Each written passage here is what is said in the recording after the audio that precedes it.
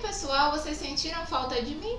Pois é, talvez vocês tenham até esquecido que eu existia, mas na verdade aqui eu estou de volta sim, e junto com a minha volta ocorreram diversas mudanças. Se você não sabe ainda, dá uma olhada aí, dá uma fuçada no canal que você vai ver que algumas coisas mudaram, o nome do canal, a estética e muitas outras coisas irão acontecer ainda.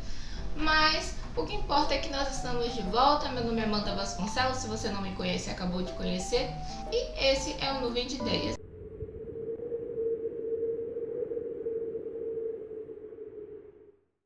Tá perdido o negócio, não sei mais que lado é. Mas eu acredito que curtir aqui e se inscrever aqui. Então não se esqueça de curtir e de se inscrever para estar sempre por dentro aqui das novidades do canal. E hoje eu vim trazer uma resenha. Nossa, como eu tava com saudade de fazer resenhas. Sim, eu fiquei um pouco afastada do canal por um tempo, tive que me dedicar a algumas outras coisas, mas agora eu estou de volta e nesse meio tempo que eu estive fora eu também consegui ler alguns livros e por isso eu vim trazer a resenha aqui pra vocês. E um dos livros que eu mais gostei de ler, dois livros que eu mais gostei de ler nesse tempo que eu estive fora foi a duologia Um Estranho Sonhador e A Musa dos Pesadelos. Gente, esse livro na verdade ele já é um pouquinho conhecido, muitas pessoas já leram, ele está disponível no Kindle Unlimited caso você seja assinante e ele é uma leitura sensacional, já vou dizendo logo à primeira vista e logo de cara dizendo pra vocês que eu gostei muito dessa leitura e como eu, várias pessoas gostaram. Claro que essa coisa de gostar ou não gostar varia muito de pessoa para pessoa, eu já ouvi dizer pessoas também que não se perderam muito na história, mas eu vou dizer aqui o que eu achei, qual foi a minha experiência com o livro, inclusive com os dois livros, né, da duologia, para que vocês saibam o que eu achei aí dessa pequena saga, né, de dois livros, dessa história, desses personagens e para vocês poderem se basear caso vocês tenham vontade de ler ou tenham interesse de ler essa duologia da Laini Taylor. Para quem já conhece o canal há algum tempo, eu faço as resenhas no canal aqui, geralmente baseada nos 4 pilares de uma escrita de ficção. Então eu costumo analisar cada um dos pontos de uma história, ou seja, eu analiso o enredo, os personagens, o contexto temporal e espacial e também o estilo de escrita do escritor. Então fiz esse pequeno resumo antes de começar e agora a gente pode começar a analisar cada um dos pontos dessa duologia. Para começar pelo primeiro livro, né, que é o que inicia a duologia, Um Estranho Sonhador vai contar a história de um rapaz muito sonhador, de uma origem bastante humilde, ele na verdade é órfão, e que ele é completamente obcecado com a história de uma cidade perdida, uma cidade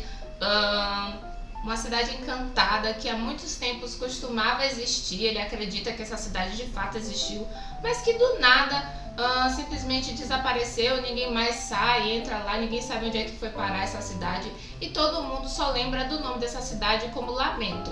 Mas na verdade existia outro nome para essa cidade e ele lembra de ter escutado o nome verdadeiro dessa cidade quando ele era mais novo, que foi quando ele descobriu a existência dessa lenda.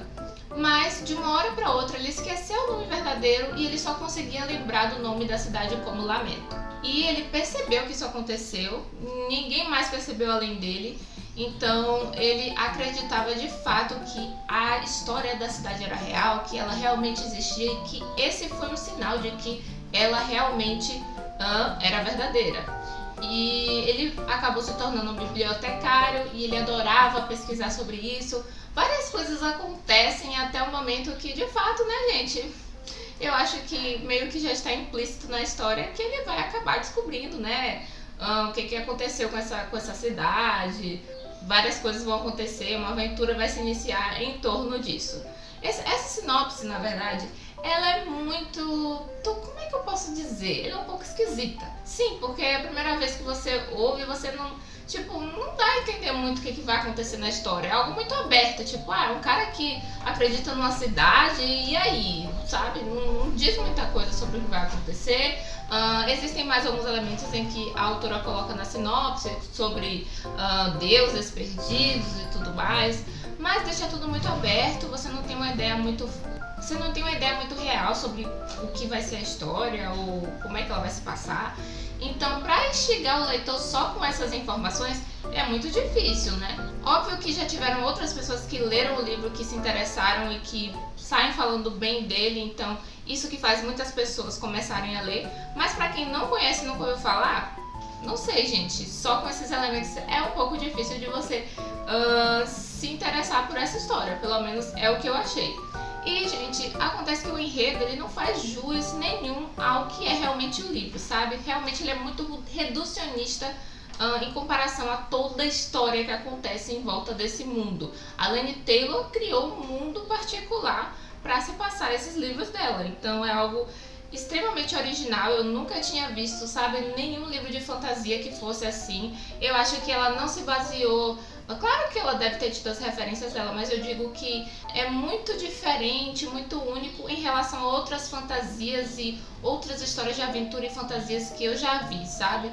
Tem elementos muito genuínos, muito originais, que você dificilmente vê em outros livros. Então ela inovou muito nessa história, o que eu achei fantástico. Mas falando do enredo somente, eu acho que eu devo dar 4 estrelas. Porque, gente, não dá pra você entender muito bem da história. Eu acho que, tudo bem, não dá pra você também dar spoilers na sinopse, mas só esse início aí é meio difícil de engajar o leitor. Então, não sei, eu acho que por conta disso eu devo dar 4 estrelas para o enredo. Embora o enredo em si, quando você lê a história, ele seja simplesmente fantástico. Agora, passando para o contexto temporal e espacial desse livro. O contexto temporal e espacial desse livro é um contexto que eu acho muito interessante quando as pessoas fazem isso. Porque não se passa nem no futuro, nem no passado, e nem no presente. É uma mistura de elementos que nós conhecemos do passado e do presente, digamos assim. Ela criou um universo completamente novo, um universo que não existe. Então esse universo tem a sua própria linha temporal. Então ele não existe exatamente como o nosso universo existia no século XX, por exemplo.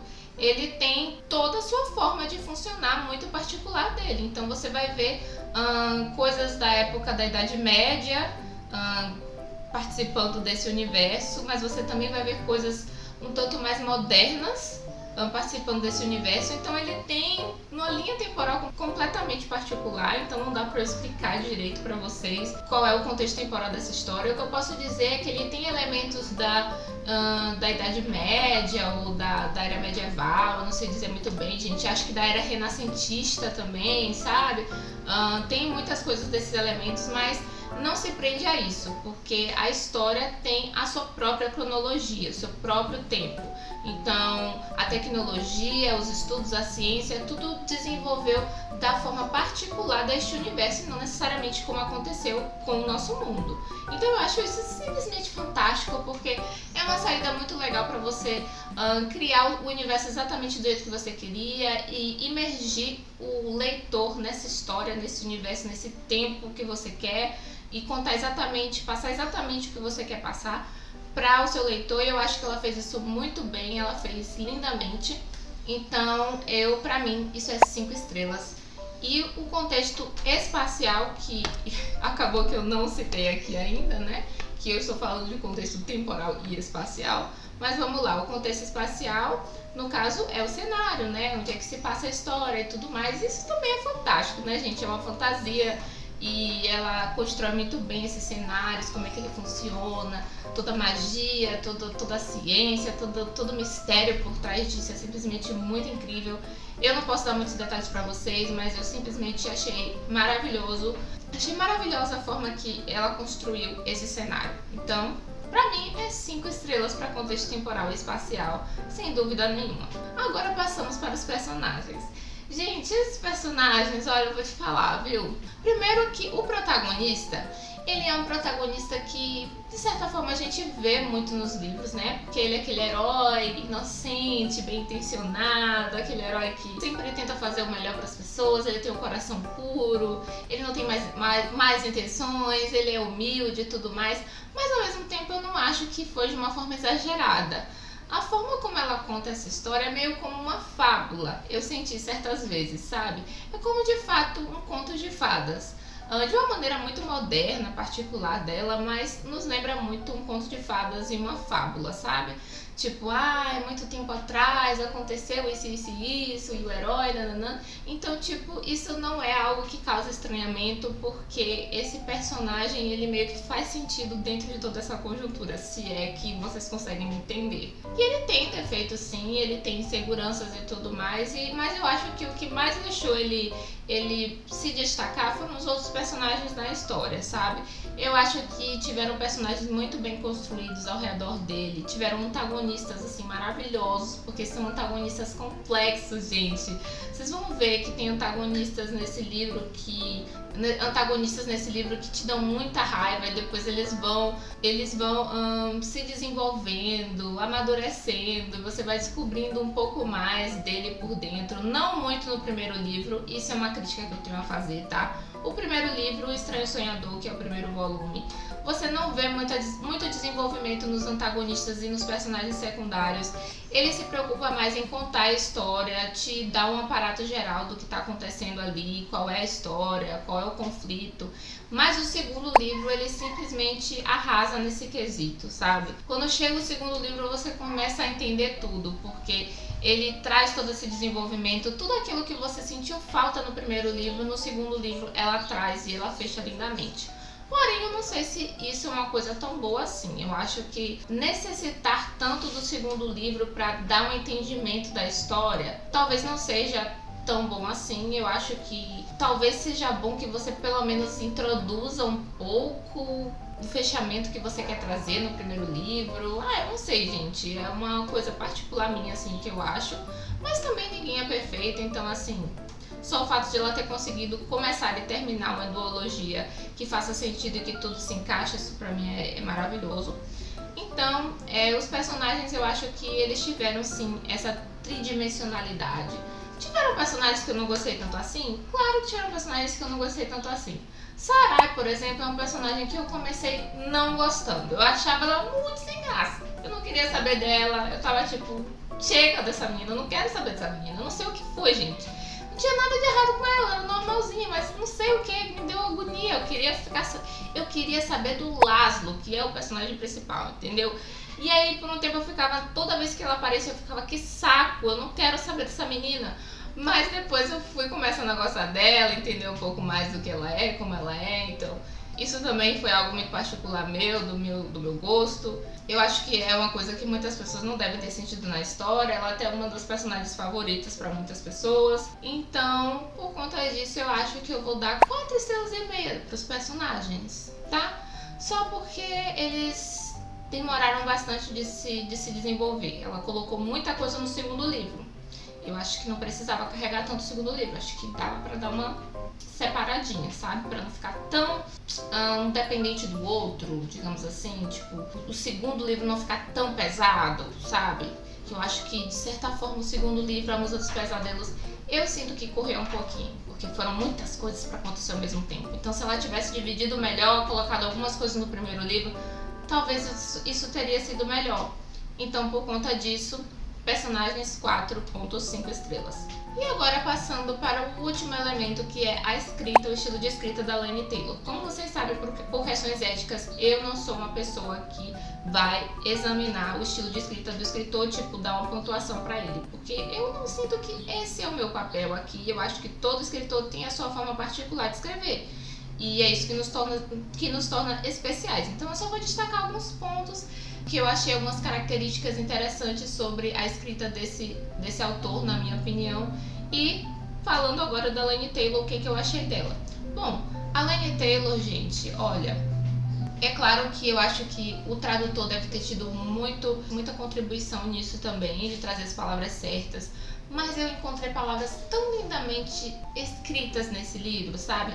Palavras tão maravilhosamente posicionadas para dar aquele entendimento totalmente completo do que ela quer passar, que eu fiquei assim, ó, ai gente, chuchu beleza, simplesmente apaixonada. Laini Taylor nessa duologia pra mim foi fantástica, a forma como ela escreve, ela é tão, ela escreve de uma forma muito poética, eu senti, sabe?